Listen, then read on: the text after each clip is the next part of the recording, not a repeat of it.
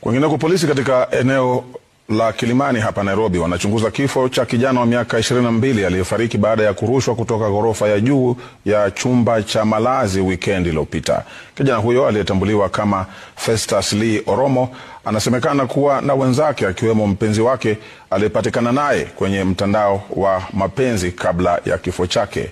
Ode Francis anatuarifu zaidi.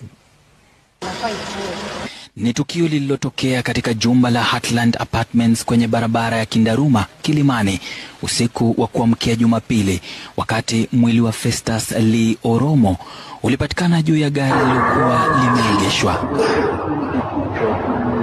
Kuanguka kutoka orofa ya 14 kulimwacha Festus na majeraha mabaya zaidi. Uchunguzi wa maiti uliofanywa leo mbele ya familia yake umedhibitisha kuwa alifariki kwa kupoteza damu nyingi na majeraha ya viungo mbalimbali kichwani, kifuani na tumboni, yote yakilingana na athari ya kuanguka kutoka juu.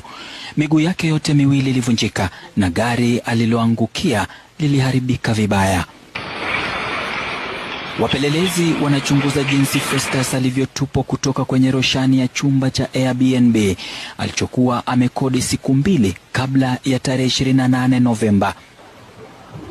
Inaripotiwa kuwa alikuwa akiishi katika jengo la Block B, chumba nambari 1406, pamoja na watu wawili ambao sasa wamekamatwa, Lilian Morambeki na Patrick Jagongo. Leo katika mahakama ya Kibera, kupitia kiapo cha polisi, inadaiwa chumba hicho kilipatikana kikiwa katika hali ya vurugu, hali inayodokeza kuwa huenda kulikuwa na ugomvi mkali. Lilian alipatikana amelala chumbani akidaiwa kuwa mlevi. Mavazi ya kiume na stakabadhi za utambulisho zinazodhaniwa kuwa za Festus pia zilipatikana eneo la tukio. Kulingana na uchunguzi, Lilian na Festus walikutana kupitia mtandao wa kijamii wa kutafuta wapenzi mwaka 2024 inayojulikana kama Tinder, na tangu hapo walidumisha uhusiano wa karibu.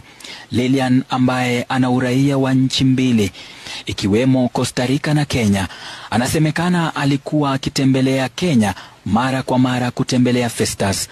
Rekodi za wageni wa jengo hilo zinaonyesha kuwa wageni kadhaa walitembelea chumba hicho siku chache kabla ya tukio hilo.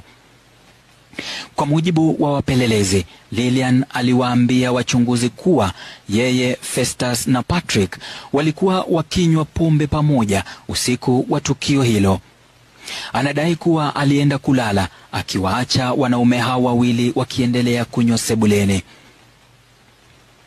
Washukiwa wote wawili walikamatwa Jumapili jioni, Lilian katika jengo la Heartland Apartments na Patrick huko Kahawa West. Kwa sasa wanazuiliwa katika kituo cha polisi cha Kilimani, idara ya upelelezi wa jinai ikipewa siku 14 na mahakama ya Kibera kukamilisha uchunguzi wao. Ode Francis, runinga ya Citizen, Nairobi.